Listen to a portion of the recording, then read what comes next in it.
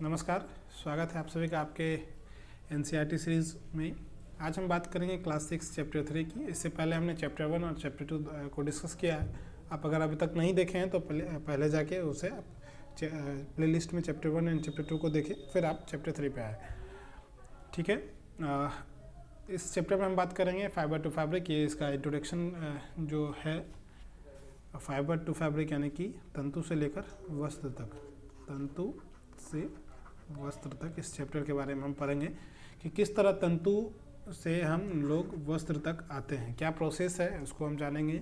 इसमें हम और जानेंगे आगे कि फाइबर के कितने टाइप्स होते हैं।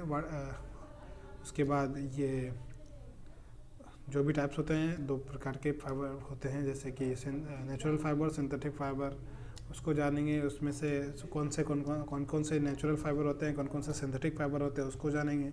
फिर आगे जाके हम इसमें प्रैक्टिस क्वेश्चन को देखेंगे कि इससे क्या संभावित प्रश्न हमारे एग्ज़ाम में आ सकते हैं। तो चलिए स्टार्ट करते हैं। तो आपको पता है कि तंतु क्या होते हैं, यानी कि फाइबर जो है ये क्या होते हैं, आपको पता है? अगर नहीं पता है तो आपको बताते हैं। आपके पास कोई सा भी कपड़ा होगा, उस कपड़े को आप ऐसे लीजिए और इसके साइड से आप खोलना शुरू कीजिए, तो उसका जो महीन तागा जो निकलेगा, उस तागे को देखिएगा। उसमें भी वो कम से कम 2-3 महीन उसमें धागा होगा, जिसे तंतु बोलते हैं। आपको इसका एक दूसरा एग्जांपल बताते हैं। आपके पास ये धागा वाला होगा, तागा या धागा वाला, सुई धागा जो रहता है। तो जब आप सुई में धागा पिरोते हैं ऐसे करके, तो आप जब ये पिरोते हैं धागा, तो आप देखते होंगे कि कभी कभी ये इसमें नहीं जाता है, वो 2-3 भाग में फैला होता है, जिससे आप उसके बाद थोड़ा सा पानी में भिगो के और उसके बाद फिर इसे पिरोते हैं। तो वही जो पतला महीन एक तागे में से 2-3 उसका मुंह निकला हुआ रहता है, तो ये जो पतला पतला रहता है उसी को हम फाइबर या तंतु बोलते हैं। ठीक है, तो पतला पतला फाइबर से मिलके एक तागा का निर्माण होता है। उसके बाद फिर वो तागा से फिर उसका होता है बुनाई, आगे कताई बुनाई करके फिर जाके वस्त्र का निर्माण होता है। तो वही हम बढ़ेंगे। अब तो क्वेश्चन समझ में आ गया होगा तंतु क्या होता है। बढ़ते हैं आगे। टाइप्स ऑफ फाइबर यानी तंतु के प्रकार को समझते हैं। तो तंतु के प्रकार जो आप यहाँ देख रहे होंगे कि एक नेचुरल फाइबर होता है, एक सिंथेटिक फाइबर होता है। नेचुरल यानी कि प्राकृतिक तंतु, दूसरा संश्लिष्ट तंतु। ठीक है, संश्लिष्ट तंतु, सिंथेटिक फाइबर। अब नेचुरल फाइबर की बात करें तो प्लांट बेस्ड होता है और एनिमल बेस्ड होता है। प्लांट बेस्ड में आपको आता है जूट, यानी जिसे पटसन बोलते हैं। दूसरा आता है रुई, ठीक है, कॉटन। ठीक है, वही एनिमल बेस्ड बात करें तो यहाँ ऊन जो है, ऊन आपको एनिमल से प्राप्त होता है। और सिंथेटिक फाइबर की बात करें तो ये केमिकल प्रोसेस से बनता है, जैसे नायलॉन, टेफ्लॉन, ये सब। ठीक है, नायलॉन, टेफ्लॉन, ये सब जो है सिंथेटिक फाइबर है। बढ़ते हैं आगे। अगले स्लाइड पर हम बात करते हैं कि difference between natural and synthetic fibre, ये दोनों में क्या डिफरेंस है। बेसिक डिफरेंस के इसमें हम बात करेंगे। बिल्कुल बेसिक डिफरेंस कि प्राकृतिक फाइबर और सिंथेटिक फाइबर में, यानी कि संश्लिष्ट फाइबर में क्या अंतर होता है। तो natural fibres are fibres that found in nature. ये प्रकृति में मुक्त अवस्था में मिलता है, जैसे कि आपको वूल हो गया, सॉरी जस्ट अ सेकेंड। हाँ, तो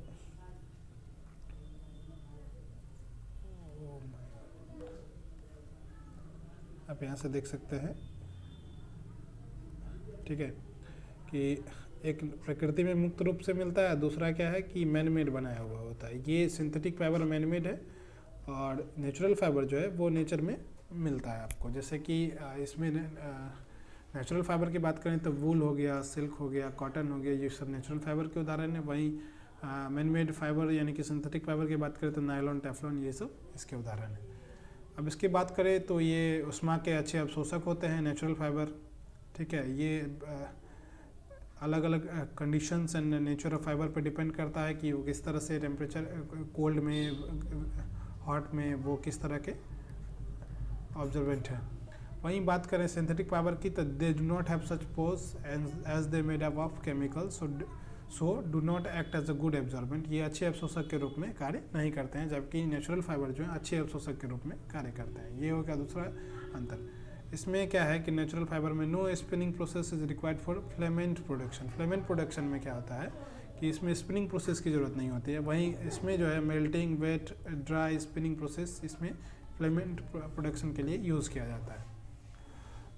ये बात करते हैं अगर नेचुरल फाइबर की, तो ये कंफर्टेबल होता है। और ये जो नेचुरल सिंथेटिक फाइबर है, ये नेचुरल फाइबर इतना कंफर्टेबल नहीं होता है।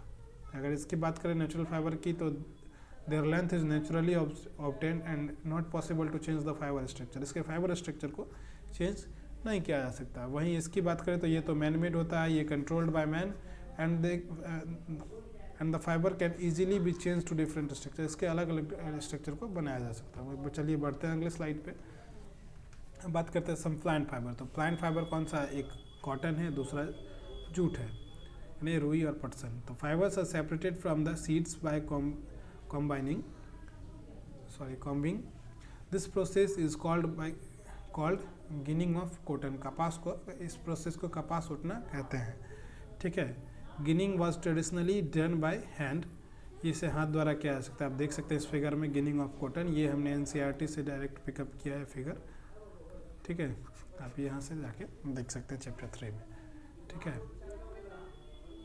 तो ये जो गिनिंग होता है उस प्रोसेस को गिनिंग ऑफ कॉटन कहते हैं, यानी कपास उठना। वही जूट जो है, jute fibres obtain from the stem of jute plant. Jute plant के तना से, ये वाला जो तना वाला भाग होता है, इससे जूट मिलता है। ये कल्टिवेटेड ड्यूरिंग रेनी, ये वर्षा ऋतु में इसका कल्टीवेशन होता है। ये मेनली वेस्ट बंगाल और बिहार, असम और वेस्ट बंगाल के एरिया में इसे उगाया जाता है। इससे इसका जो है ये क्या होता है, जब उसको निकाला जाता है तो इसे एक तालाब या जहाँ भी नदी वाला सेक्शन होता है वहाँ पे इसे काट के डाल दिया जाता है। कुछ समय बाद इसको निकाला जाता है, जिसमें से पतला पतला रेशा इससे निकलता है। ठीक है, तो वो हो जाता है आपका पटसन। बढ़ते हैं आगे। तो सिंथेटिक फाइबर की बात करें तो पॉलिस्टर हो गया, नायलॉन हो गया, एक्रिलिक हो गया, टेफ्लॉन हो गया, ये सभी आपके सिंथेटिक फाइबर के उदाहरण हैं। एग्जाम में आपको पूछ सकता है कि कौन सा सिंथेटिक फाइबर है, कौन से नहीं है, कौन सा नेचुरल फाइबर है, कौन सा नहीं है, तो उस पर आप ध्यान दीजिएगा। अब हम बात करें कि जो हमारा चैप्टर था कि फ्रॉम फाइबर टू फैब्रिक, यानी कि तंतु से वस्त्र तक, तो ये प्रोसेस क्या है। तो सबसे पहले कॉटन रोल्स होता है, ठीक है, कपास गोलक। उसका जब उठना, अभी हम देखें गिनिंग करते हैं तो उससे हमें तंतु मिलता है, फाइबर मिलता है।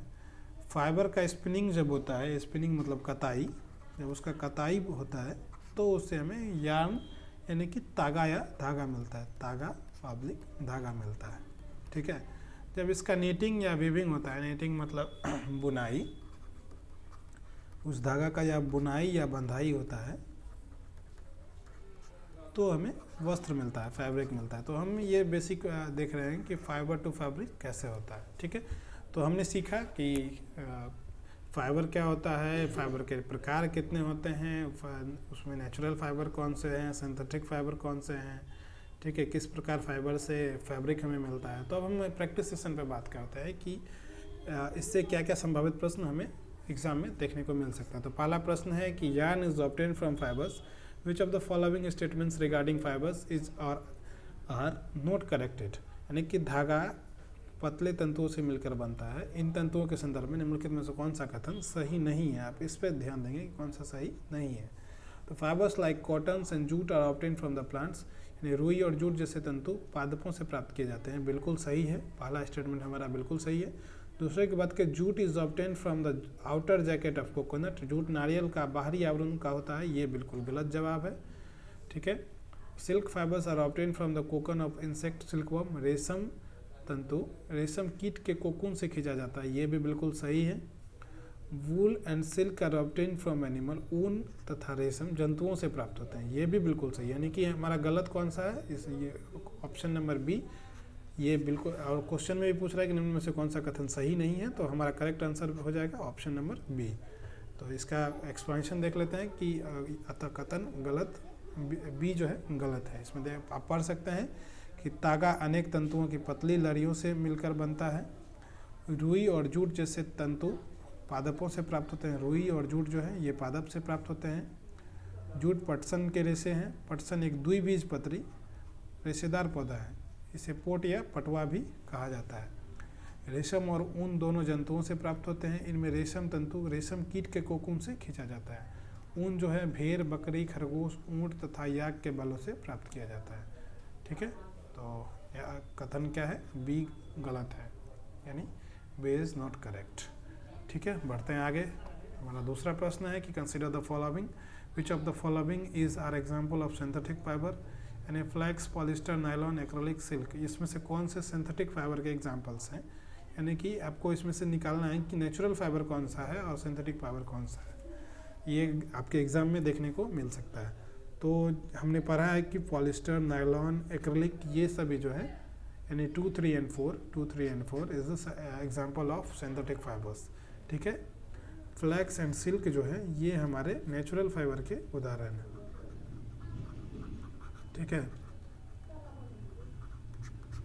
तो यहाँ से आप आंसर देख सकते हैं कि एक्सप्लेनेशन में hence option B is correct. Option B is correct. यहाँ से fibres of cotton, jute, silk are obtained from plants, hence called natural fibres. ये जो प्लांट से निकलते हैं इसलिए इसे नेचुरल फाइबर कहते हैं। Fibres obtained from chemical substances not source from animal are called synthetic fibre. जो कि केमिकल सब्सटेंसेस से मिलते हैं उसे सिंथेटिक फाइबर कहते हैं।